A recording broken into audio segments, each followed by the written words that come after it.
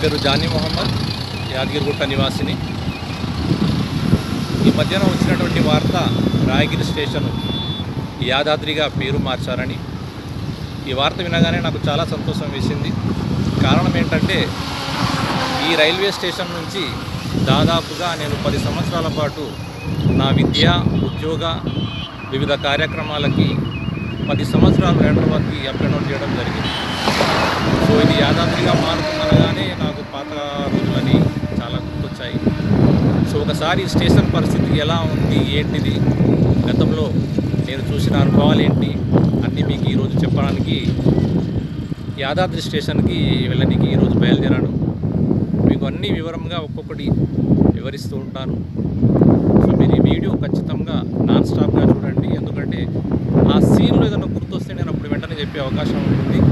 Plus చివరలో రాయగిరి చుట్టూ ఉన్నటువంటి కొన్ని అద్భుతమైన ప్రదేశాలను కూడా చూపెట్టే ప్రయత్నం చేస్తాను. కాబట్టి వీడియో పూర్తిగా చూడండి.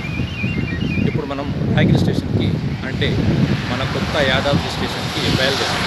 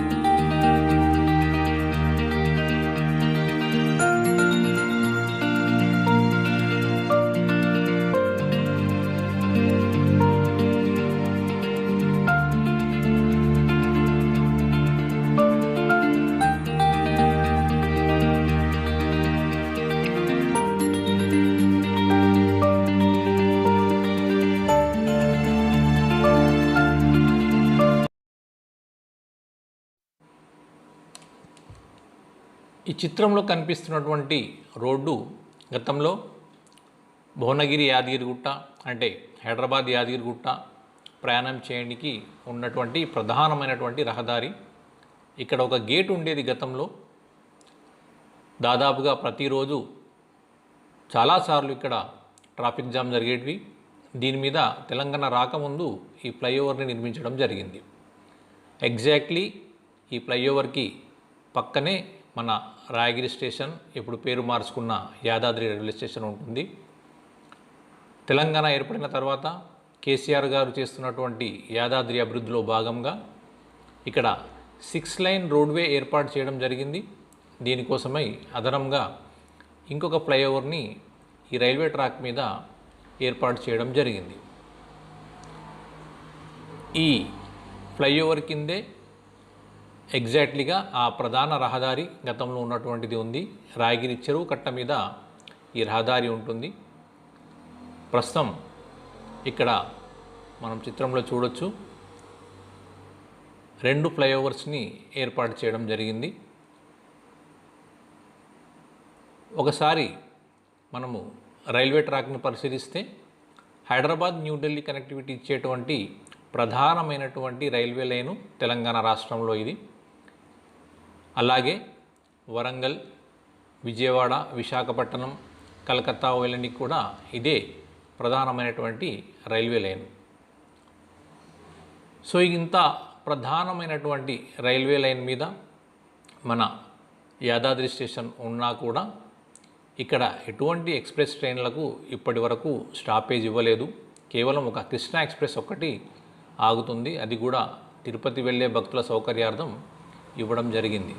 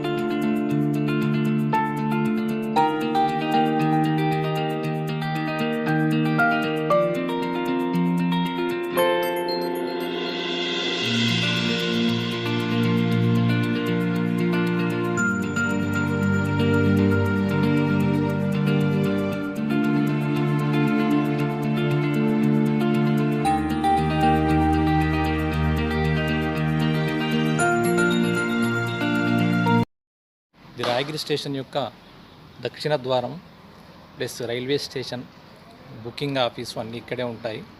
ఇది స్టేషన్కి దక్షిణం వైపులో ఉంది. ఇది నిజాం కాలంలో నిర్మించినటువంటి railway station.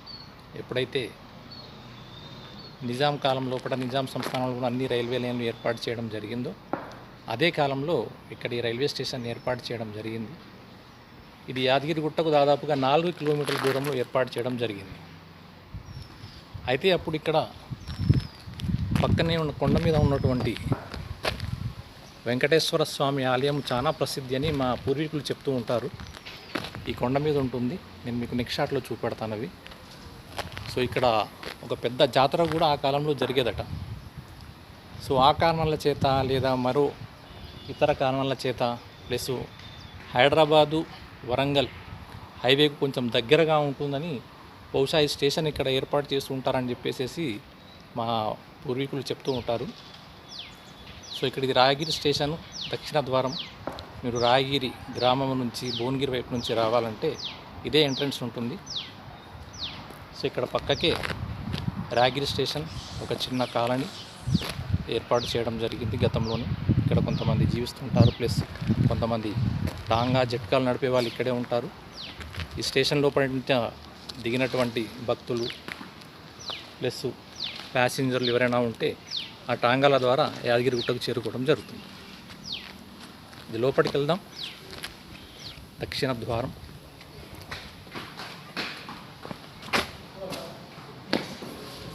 This is booking counter.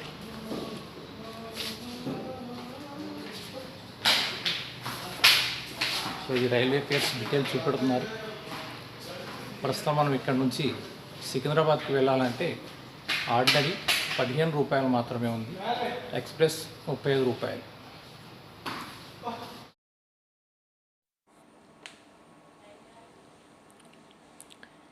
ఇది మంత్లీ సీజన్ టికెట్ ఫేర్స్ అంటే నెలవారీ పాసులు. ఇక్కడ రాయగిరి స్టేషన్ నుంచి సికింద్రాబాద్కి నెలకు కేవలం 270 రూపాయలు మాత్రమే ఉంది. ఇది రెగ్యులర్గా ఇక్కడ విద్యార్థులు, ఉద్యోగులు, చిన్న చిన్న వ్యాపారస్తులు దీన్ని రెగ్యులర్గా వినియోగించుకుంటారు. కింద చూస్తే కొత్తగా ఆ మధ్యన ఏర్పాటు చేసినటువంటి జనగామ ఫలక్నామా ప్యాసింజర్ ట్రైన్ వివరాలు ఇక్కడ రాశారు చూడండి. ప్రతి ఆదివారం రోజు ఉండదు. గమ్మత్తు ఏంటంటే యాదగిరిగుట్టకు వచ్చే భక్తులు, పర్యాటకులు ఆదివారం రోజే ఎక్కువగా వస్తూ ఉంటారు, కానీ ఆదివారం రోజు ఈ ట్రైన్ ఉండదు.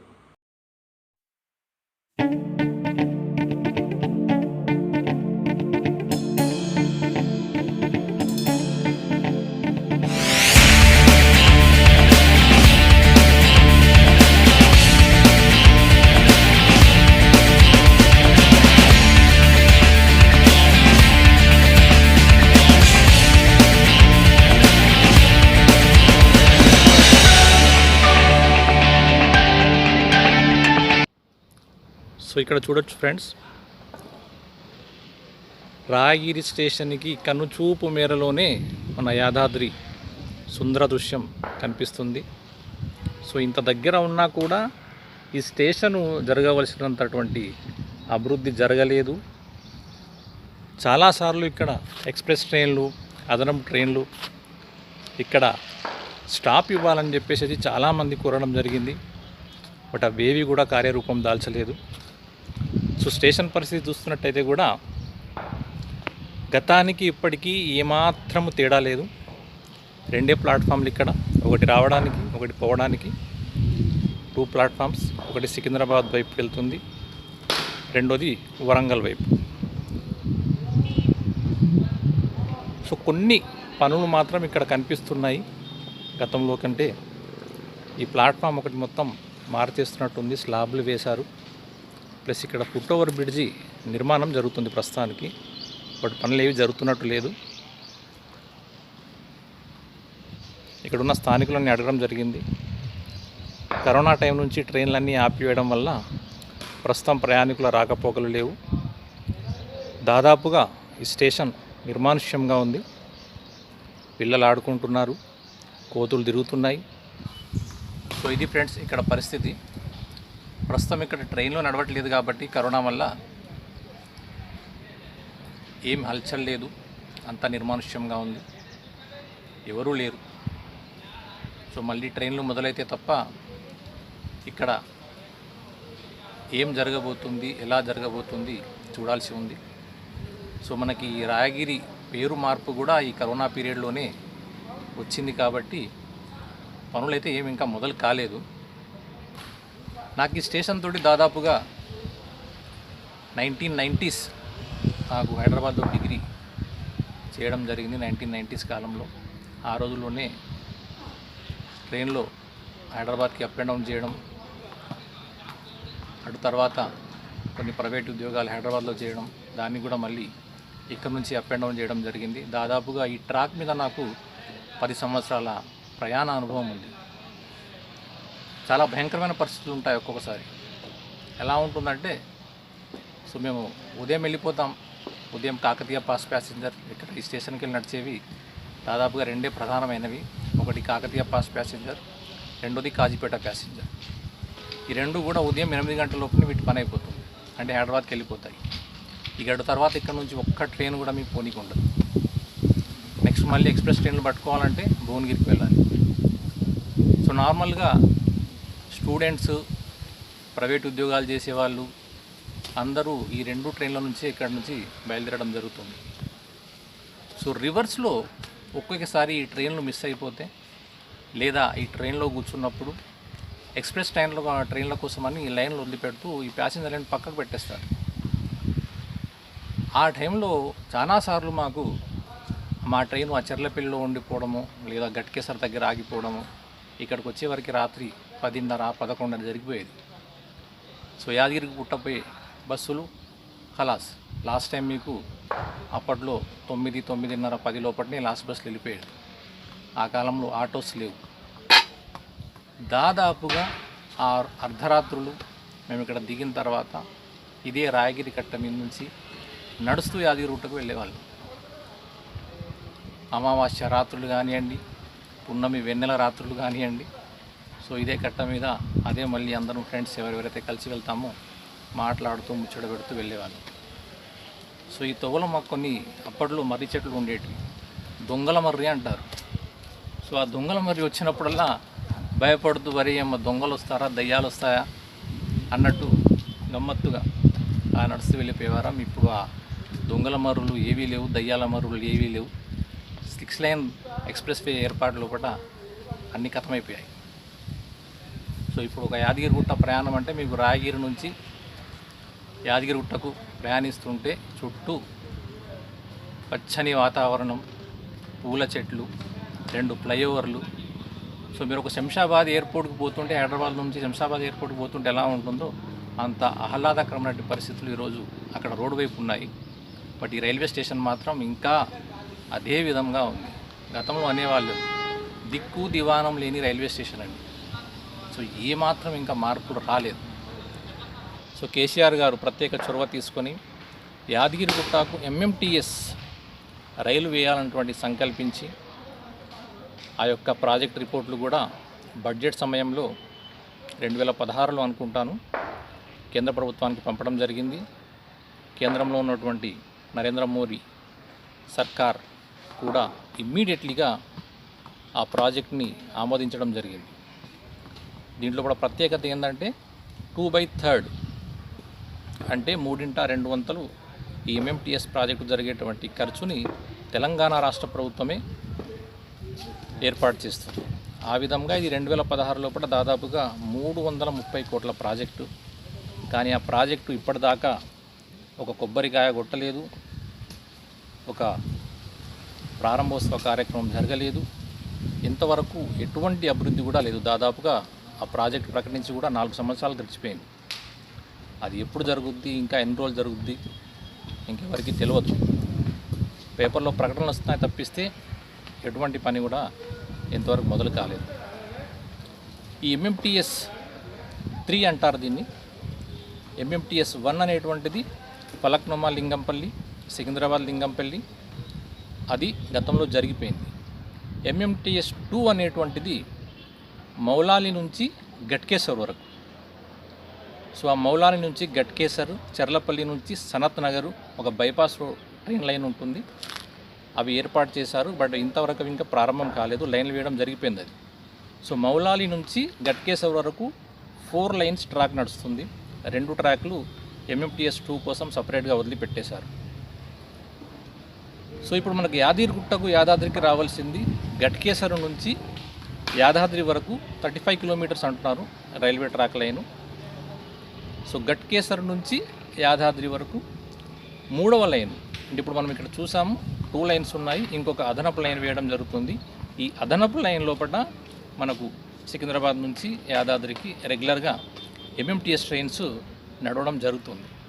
సో ఇది దాదాపుగా ఒక చిరకాల కోరిక ఇక్కడ ఉన్నటువంటి ప్రజలది, ఇక్కడ ఉన్నటువంటి విద్యార్థులు కానివ్వండి, ఉద్యోగులు కానివ్వండి, రోజు హైదరాబాద్కు వచ్చిపోయేవాళ్ళు. ఇది ఎంత తొందరగా జరిగితే ఈ చుట్టుపక్కల ఉన్నటువంటి ప్రజలకు అంత గొప్ప మేలు జరుగుతుంది. దాంతోపాటు మన యాదాద్రికి వచ్చిపోయేటువంటి భక్తులకు కూడా చాలా సౌకర్యంగా ఉంటుంది. సో MMTS 3 తొందరగా పూర్తి కావాలని మన ప్రభుత్వం వెంటనే చర్యలు తీసుకొని ఆ కార్యక్రమాన్ని పూర్తి చేస్తుందని ఆశిద్దాం.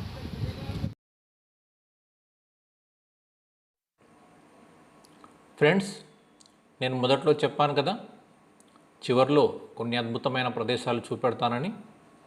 ఇది అదే. రాయగిరి స్టేషన్కి పక్కనే కొండ మీద కనిపించేటువంటి ఈ ఆలయము శ్రీ వెంకటేశ్వర స్వామి ఆలయము. గతంలో ఇది చాలా ప్రసిద్ధి. ఇక్కడ చాలా పెద్ద జాతరలు జరిగేది. భక్తుల కోలాహలంతో ఈ ప్రదేశమంతా చాలా బిజీగా ఉండేదనేటువంటి మా పూర్వీకులు చెప్తూ ఉంటారు. కొండ మీద ఆలయము, కొండ కింద కూడా కొన్ని ఆలయాలు ఉన్నాయి. అలాగే కొండ దిగి మనం కిందికి వచ్చిన తర్వాత దీనికి పక్కనే ఈ ఆలయానికి సంబంధించినటువంటి పురాతనమైనటువంటి మెట్ల బావి కోనేరు ఇక్కడ ఉంది. కానీ ఎందుకో మరి ఇది చాలా నిరాధారణకు గురైంది. ఇంత అద్భుతమైనటువంటి ఈ మెట్ల బావి ఇక రాను కాలంలో మనకు కనిపిస్తుందో లేదో తెలియదు. ఇది ఎగ్జాక్ట్లీగా మీకు రాయగిరి స్టేషన్ పక్కకే ఉంటుంది. ఇక్కడ చూడొచ్చుకుని Rayagiri station foot over bridge జూమ్లో వెనక నరసింహ అభయారణ్యం. ఇక్కడ ఇది మెట్ల బావి, పక్కకే కళ్యాణ మండపం ఆలయానికి సంబంధించింది.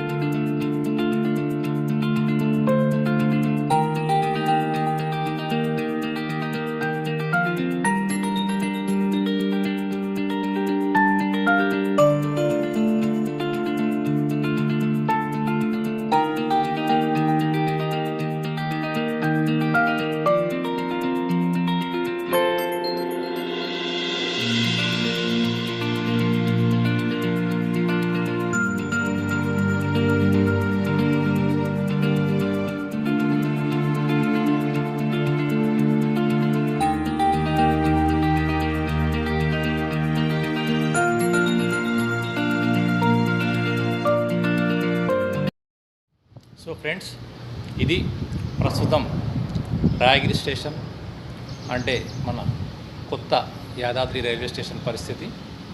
చెప్పుకోదగ్గ మార్పులు అయితే ఏమీ జరగలేదు ఇంకా.